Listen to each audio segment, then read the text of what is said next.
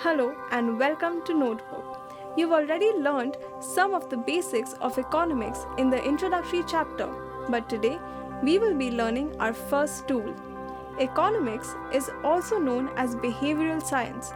That is, it teaches us to predict the other person's behavior with the help of certain tools.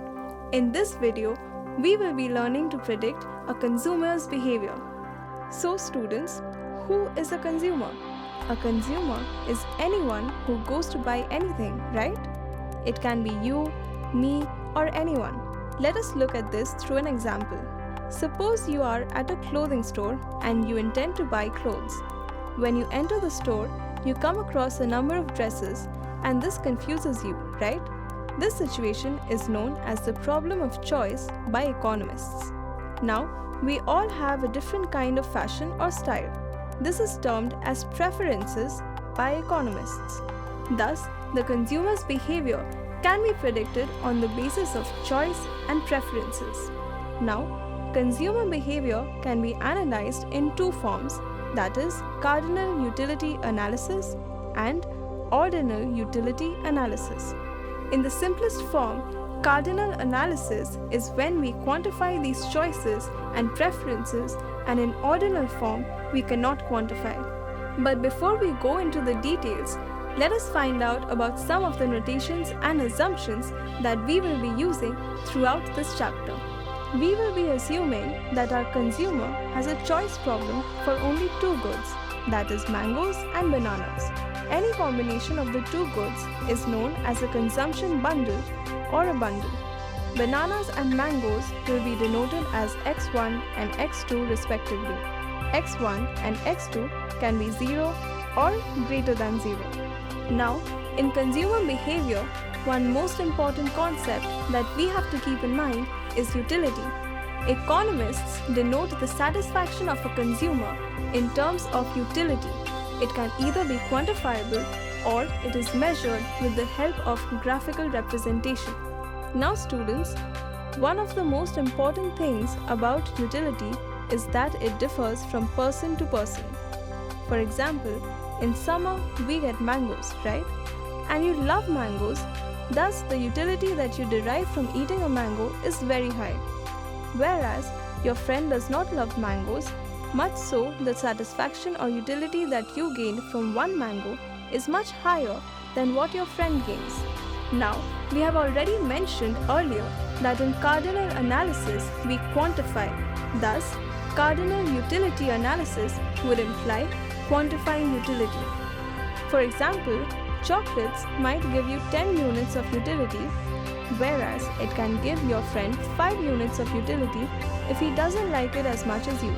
Utility can be measured in two forms, total utility and marginal utility. Total utility is the total amount of utility derived from consuming a particular quantity.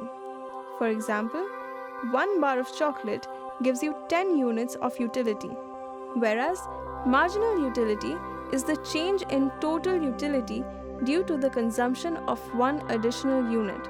For example, if 1 bar of chocolate gives you 10 units of utility and 2 bars of chocolates gives you 12 units of utility, then the marginal utility derived from the consumption of 1 extra chocolate is 2 units.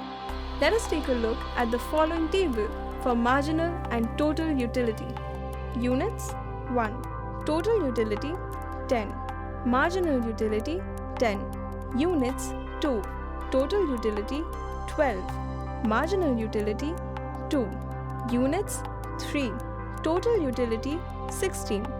Marginal utility 4. Units 4. Total utility 16. Marginal utility 0. Units 5. Total utility 12. Marginal utility -4. Notice the table carefully. You will see that the marginal utility is falling with the increase in the number of units. This is known as the law of diminishing marginal utility. The law of diminishing marginal utility states that marginal utility from consuming each additional unit of a commodity declines as its consumption increases, while keeping consumption of other commodities constant. We can see the application of this law in our daily lives too. For example, you are very thirsty and you reach a shop where you can get water for free. You drink the first glass. After you finish, you are still thirsty and you drink the second glass. Now, students, your thirst must be decreasing with each glass, right? Thus, obviously, the level at which you wanted the first glass is not same as the level with which you want the third glass, right? Thus, with every glass of water, the satisfaction that you are receiving from drinking, it is decreasing. With the help of this law, we can derive the demand curve for one commodity. Now students, demand curve is one of the pillars of economics. Thus, having a clear understanding of it is very important. You will see that it is not very difficult. Let us take a look at it. The demand curve is dependent on certain factors, that is the prices of other commodities, income of the consumer, and the taste and preference of the consumer. With the help of the demand curve, we can understand the consumer's willingness to pay for the certain amount of a commodity. This is the demand curve for one commodity. The x-axis represents the quantity of the commodity and the y-axis represents the price. Now we see that with the increase in price, the quantity demanded by the consumer falls. Thus, the relation between the price and the quantity is inverse, because of which the demand curve is downward sloping. Now, the downward slope of the demand curve can also be explained with the help of the law of diminishing marginal utility. According to this law, the marginal utility for any commodity decreases with the increase in quantity. Thus, if marginal utility is falling, then the willingness to pay will also fall. As a result, the demand curve would be downward sloping. With this, we come to the end of the first part of this video lesson on consumer behavior. In the next part, we will learn about the non-quantifiable part of utility, that is, ordinal utility.